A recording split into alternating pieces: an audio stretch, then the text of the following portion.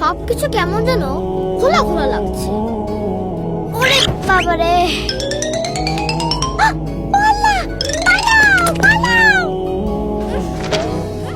এই এই এটা কি সাকিব? কি হচ্ছে সব? তোমার চোখে বাবার চশমা, পায়ে বাবার জুতা। আমি বাবা সেজেছি। কি সেজেছ? বাবা বাবা, মা বাবা জলদি এসো। কি হয়েছে? ওই যে দেখো, সাকিব না বাবা সেজেছে। হ্যাঁ, আমি বাবা সেজেছি। এই যে বাবার চশমা চোখে দিয়েছি, বাবার জুতো পরেছি, ঘড়ি পরেছি। এখন আমি বাবার মতো বাজারে যাব, বাজার থেকে ফিরে এসে অফিসে যাব। আচ্ছা আচ্ছা, বাজার থেকে তো চাল ডাল, মাছ গোশত এসবও আনতে হবে। আমার ওষুধ নিয়ে এসো। সাকিব, আমার জন্য একটা কলম নিয়ে এসো।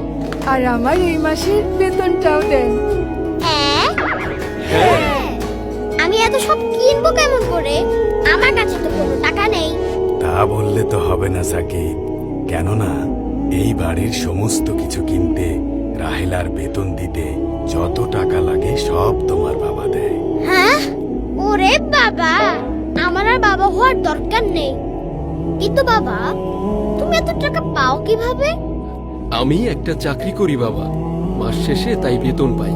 সাকিব ভাইজান, আমি তঙ্গ বাড়িতে কাম কইরা তোমার বাবার কাছ থেকে বেতন পাই। এইটাই আমার চাকরি। তাহলে আমিও চাকরি করব। তবে শোনো দাদু, আমাদের নবী হযরত মুহাম্মদ সাল্লাল্লাহু আলাইহি ওয়াসাল্লামও চাকরি করেছেন, ব্যবসা করেছেন। তিনি বলেছেন, নিজ হাতে সৎভাবে রোজগার করা সবচেয়ে উত্তম। দাদু, কিন্তু আমি কি চাকরি করব? আমার সাথে এসো দাদু ভাই, আমি তোমাকে সব বুঝিয়ে বলছি। এই যে দেখো দাদু, আল্লাহ পাকের দুনিয়ায় কত ধরনের পেশা আছে। কেউ ডাক্তার, কেউ ইঞ্জিনিয়ার, কেউ জজ ব্যারিস্টার, কেউ পুলিশ, কেউ খামারি, কেউ খেলোয়াড়, আবার কেউ পাইলট। ডাক্তার মানুষের চিকিৎসা করে, ইঞ্জিনিয়ার বড় বড় দালান কোঠা ব্রিজ বানায়, জজ ব্যারিস্টার ন্যায় বিচার করে, চাষিরা ফসল ফলায়, খামারিরা হাঁস মুরগি মাছ গরু চাষ করে, আর পাইলটরা বিমান চালায়। দাদু, আমি তাহলে কি হব? সে তুমিই ঠিক করো।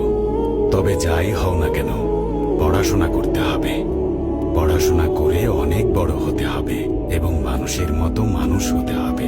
আমার পড়াশোনা করে